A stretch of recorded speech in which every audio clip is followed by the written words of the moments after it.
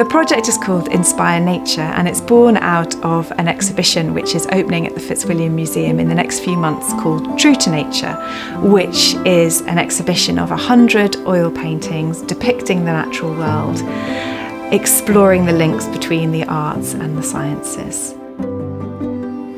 While we were preparing for the exhibition, I was working with the exhibition curator Jane Munro, looking at some of the images that were going to be displayed. And it struck me how some of the themes of the exhibition and some of the images within the exhibition would be really inspiring to work with teachers and schools. When the museums were closed to the public, we were struck with the challenge of how to continue to work with local audiences, with schools and teachers, to inspire them and to connect them with the collections, the wonderful collections here at the University of Cambridge Museums. And we devised this online training programme as a way of bringing the magic of the museums into their classrooms, but also as a way of creating a community of practice around teaching from museum collections at a time when teachers and all of us were feeling quite isolated, locked down and at home.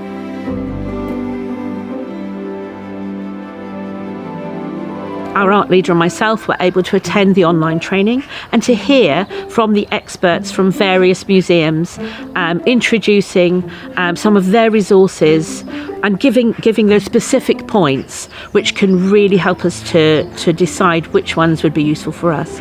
We did, with one of our teachers, this. It was calm water and then really, really rough water. So we did some painting. We used these powders, like the Egyptians would have used rock powder to do it, but instead we just used powder paints. I sketched this, it was a bit complicated, and I made it out of clay, and then I painted it. We got inspired by all the pollution in the seas and all the fish in the ocean. I was really happy making it because it was just to remind everybody that the seas are important.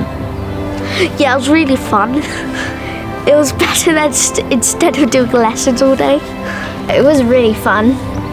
It was a really nice thing to do.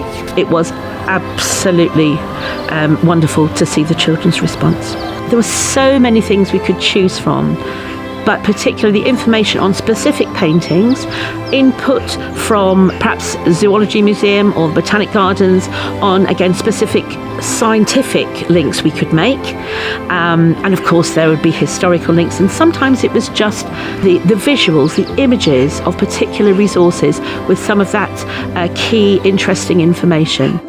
The teachers told us that they really appreciated the combination of the knowledge that the museum educators brought about the collections and the creativity that we did as part of those online sessions, and how that impacted their teaching practice, how it helped them to think differently about some things that they'd been doing for many years, and also how it helped them to think about nature in new ways, and more importantly to be inspired by it as well. The project was great because it enabled us to continue to work with teachers and schools and have conversations with them about what we could do to support them during the pandemic and how we could help them with their teaching and learning in schools. And it encouraged us to think creatively as well about how we could use our collections.